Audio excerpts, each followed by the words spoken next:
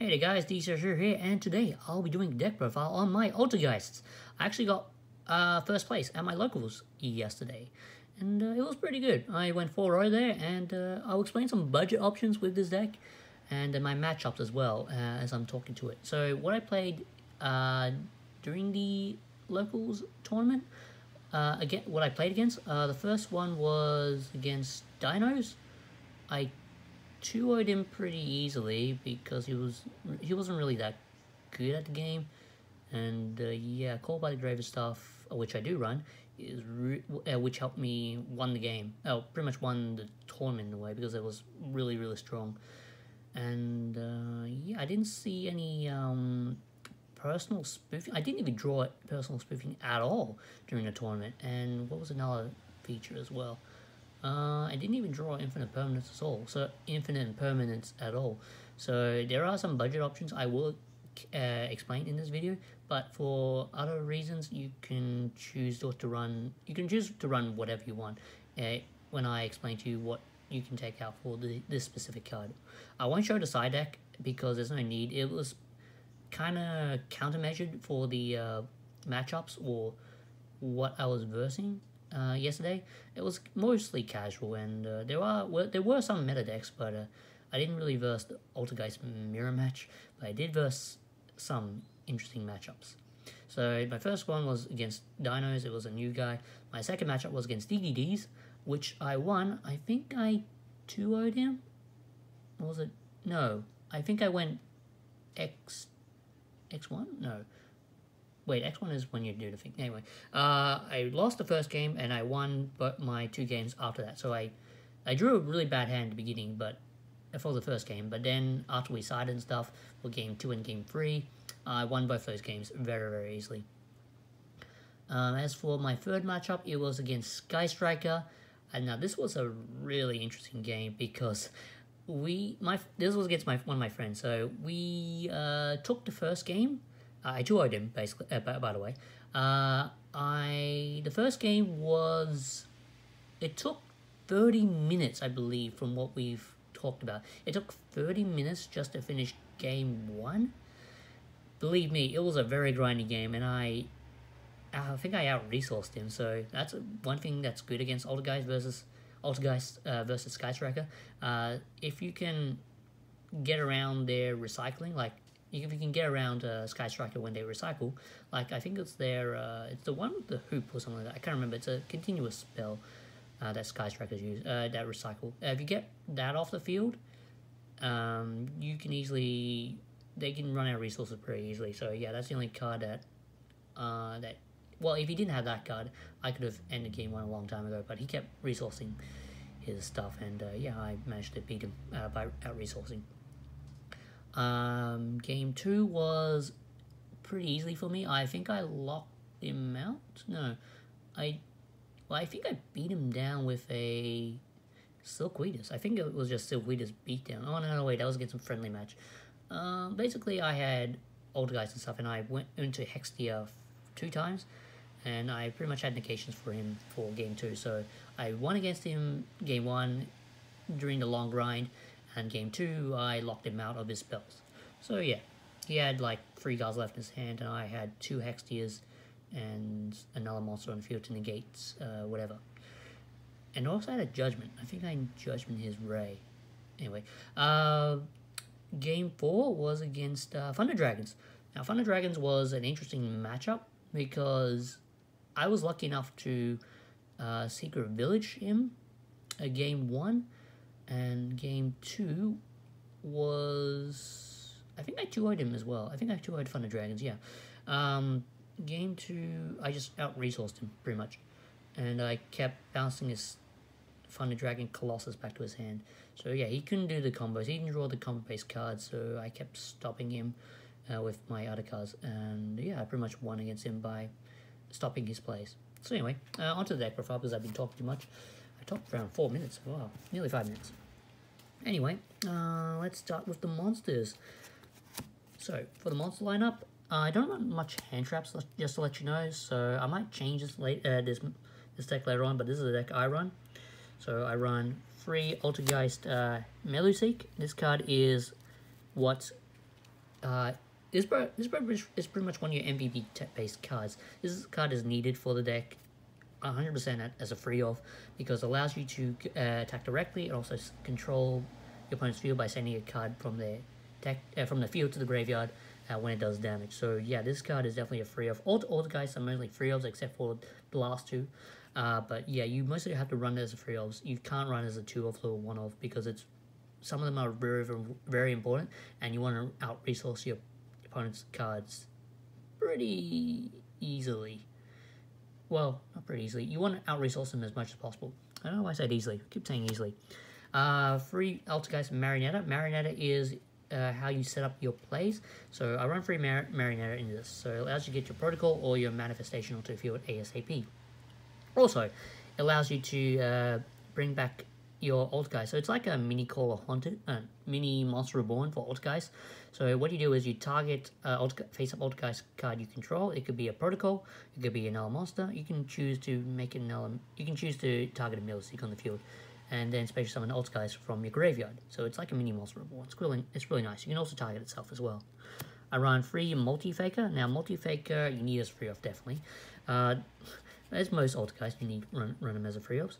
Multi-Faker is how you can get your faster cards. This card is absolutely needed in the deck. The OCG hit it to 2, with TCG we hit it to, well, we haven't actually hit Altergeist at all. And yeah, it's very, very good.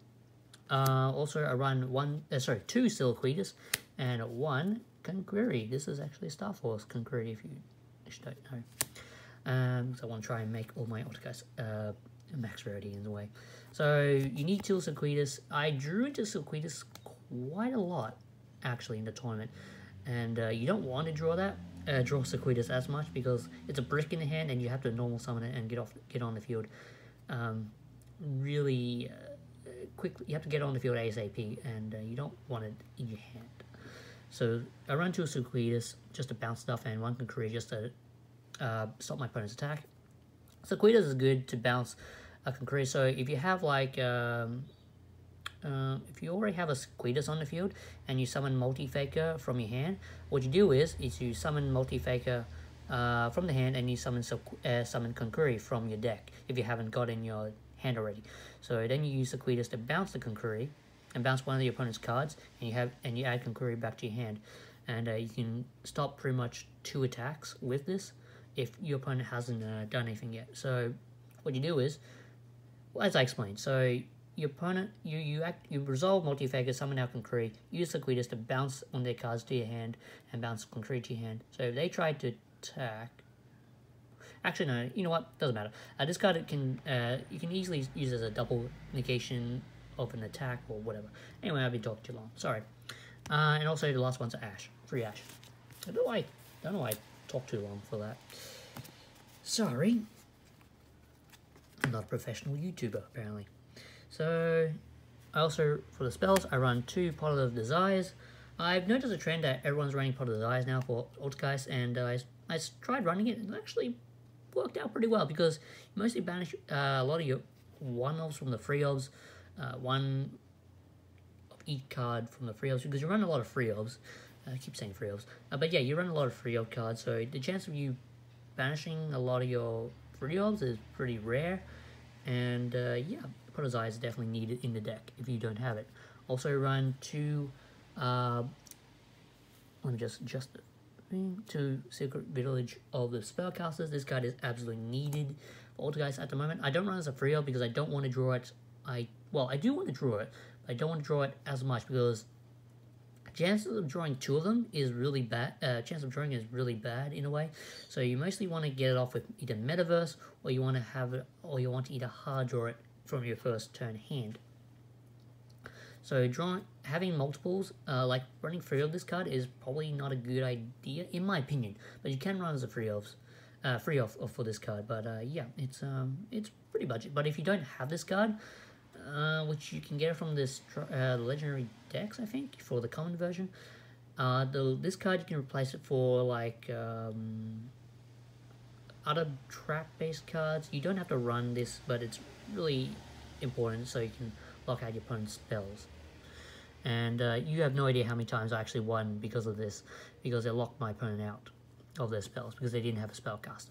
Also, for the last ones, I run free. No, I wish I was at free, but I run 2 Call by the Grave. Call by the Grave is another card that actually helped me win my matchups, and I need to adjust this because I've got a bit of OCD.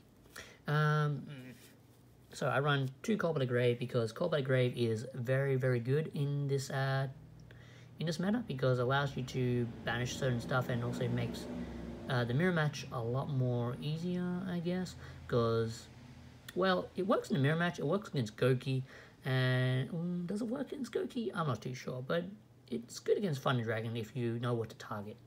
But I did target him, it's targeted my Thunder Dragon's opponent, my opponent's Thunder Dragon cards, and sometimes it works, sometimes it didn't. This card it's pretty good.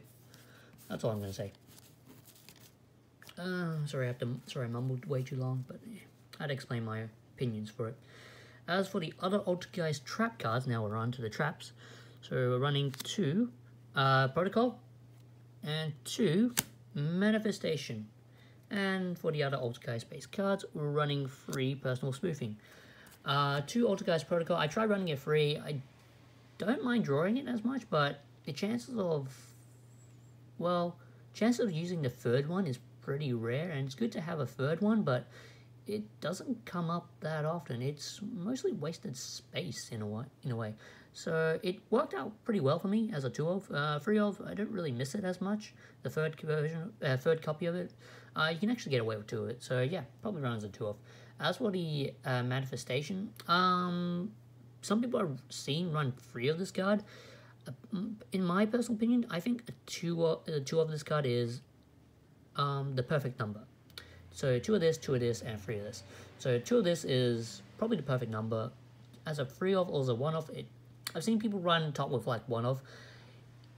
In a way, yes, it's good, but it depends on your situation. I'm not the best Altergeist player, just to let you know, but I do think a 2 of is a good for consistency factor because sometimes you want to draw it, sometimes you don't. You do want to draw your other cards, but you mostly get it off with Marionetta, so you just set it on the field with Marionetta. And also, you can recycle it back with Sequita, so yeah, running as a 2 of is pretty good. Also, Personal Spoofing, never draw into it, but if you do draw into it, it's really good to get your multi-picker out ASAP, and Spoofing is really, really good, as it allows you to draw your other cards, other Altergeist monsters that you need. As for the other ones, for the trap lineups, we're running Solemn Brigade, running 3 Solemn Judgment. No, wish there was a. If it was a 3, that'd be bad. Sorry, 3 Solemn Strike and 1 Solemn Judgment. Judgment, I never drew. Well, strikes and stuff, I never really drew into. Actually, did I draw into it? I can't remember. I think it did come up 1 or 2 times. But yeah, it was pretty good. Because I mostly counted my opponent's cards with my Altergeist. Also my Altergeist cards, yeah, actually. The Judgment and Solemns don't come up that often, but when they do, they actually become really relevant. As for the negate spells lineup, we're running 2 Metaverse just to get Secret Village on the field, and 1 Imperial Order. Imperial Order is not really needed to explain, but Imperial Order is pretty cheap to pick up anyway. So yeah, even Metaverse as well. I'm also running 3 Heavy Storm Duster. This actually is pretty good in when I actually main decked it. I saw other people's decks and they side Heavy Storm Duster. I think Duster is a good surprise. It's like a Twin Twister. So Altergeist have their own Twin Twister, but it's for Heavy Storm Duster. So yeah, I like this card as a 3 of. I usually side one out when I'm siding for Game 2 and Game 3 because sometimes the Heavy Storm Duster is not required as a 3 of, but it's good to see as a 1 of or 2 of in your starting hand when you're starting the game. So yeah. Also, the last cards is going to be very expensive, but I run 3 Infinite Impermanence. This card is not really needed as much because I never actually used it that much in the tournament, or I drew it at all. So Impermanence does work in a way, but you can also replace this for Veilers as well. So yeah, if you have Veilers, replace the Impermanence for the Veilers or Ghost Ogres or Drone Lockbirds or whatever. You can run more hand traps just to make things more interesting, but yeah, I don't think this card isn't really needed in this deck. I might well, I'm not going to take it out yet, but I'm going to playtest some more and see if it's actually going to help me in the long run. But in playtesting, when I was versing one of my friends who was also playing Altergeist, he wanted a mirror match, so I'm like, alright, let's do it. And he went first, and he went first and tried to set up his stuff. He had his personal spoofing and stuff, and it was my turn. He used personal spoofing to get his multi-faker, and he summoned multi-faker. I played impermanence just to negate his stuff. So yeah, it does come out quite often, but not all the time. It's a good mech card, but it's like you don't need it as much. It's good if you're running. Valor is your budget impermanence pretty much. So yeah, that's all I have to say for the trap lineup. As for the extra deck, I'm going to go through this quickly because I've been talking for over 15 minutes. I run 3 Extia. The third one does come up sometimes, but I mostly run as. Let me try again. I mostly summon it 2 times. So yeah, one for Banshee. If in case you get rid of a what was it card? Not Grass Arena. It's the Mowing the Lawn card. I forgot the name. You know, the one that summons from the extra deck. That card. So basically, you use it only to get around your opponent's Ultimate Falcon and stuff. Also run 1 Clara and Rushka, 1 Link Karibo. I think that's it for the for the main Altergeist lineup for the extra deck. For the other Link 2s, I'm running Nightmare Cerberus, Nightmare Phoenix. I don't run Unicorn because there's no need, but you can run it, just to let you know. I'm also running 1 Akahashic Magician, 1 Ningirsu. This can be replaced for, this is your budget option for Nightmare Unicorn. Is it Nightmare Unicorn? Yeah, the yellow one. You can replace it for a Nightmare Unicorn. As for the other ones, this is for Sky Strikers when you're signing. So since you can actually play Reaper in this, but I chose not to. In the side deck, so that's what I chose not to run. I run 1 Hayate and 1 Shizuku? No, Kagari. I don't run Shizuku. I think that's the blue one. So I play Mind Control in my side deck, but if you don't have a side deck for Mind Control, just replace these 2 for anything else. Also, I run 1 Alistar. You can also replace this. These 3 are replaceable for anything else. And these other 2 cards are also replaceable for anything else. Because Borrow Sword does create OTKs. And Borrow Dragon helps you steal monsters and also win games as well. But yeah, these 5 are replaceable. So if you don't have these 5 cards, or you're not playing Mind Control in your side deck, replace them for anything else that you see fit. So these 5 slots are replaceable for anything else. So yeah, this is my deck profile for Altergeist. Sorry it took way too long to talk about. I wanted to explain my matchups and how I explained it, how I run the deck. But yeah, I hope you guys enjoyed this deck profile, and I'll see you guys next time. Bye.